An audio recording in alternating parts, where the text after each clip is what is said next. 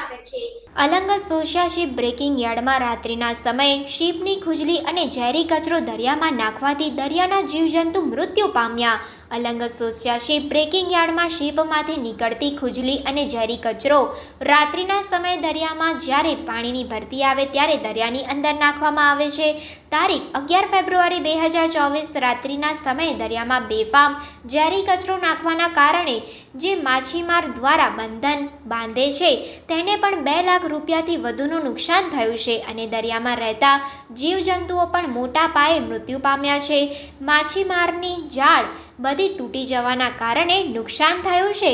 દરિયાની અંદર ઝેરી કચરો, ઓઇલ, ખુજલી જેવી વસ્તુ અવારનવાર નાખવામાં આવે છે। આ બાબતમાં અનેક વખત પુરાવા સાથે રજૂઆતો કરી છે, તેમ છતાં કોઈ કડક કાર્યવાહી કરવામાં આવતી નથી। તમામ કાર્યવાહી ખાલી કાગળ ઉપર થાય છે। આ બધું અધિકારીઓની મિલીભગતથી થઈ રહ્યું છે। આ માછીમારોને જે 2 લાખનું નુકસાન થયું છે તે તાત્કાલિક ધોરણે વળતર રૂપે આપવામાં આવે એવી માંગ Alang Sosiya ship breaking yard કામદાર સંઘના મંત્રી સુખદેવસિંહ ગોહિલ દ્વારા માંગ કરવામાં આવેલ છે। નુકસાનીનું વળતર નહીં આપવામાં આવે તો આગામી દિવસોમાં માછીમાર ભાઈઓને સાથે રાખીને પોલીસ ફરિયાદ કરવામાં આવશે। આ અંગેની જાણ રાજ્ય કક્ષાના મત્સ્ય ઉદ્યોગ મંત્રી પુરુષોત્તમભાઈ સોલંકીને તમામ ફોટોગ્રાફી સાથે લેખિત મોકલવામાં આવેલ છે।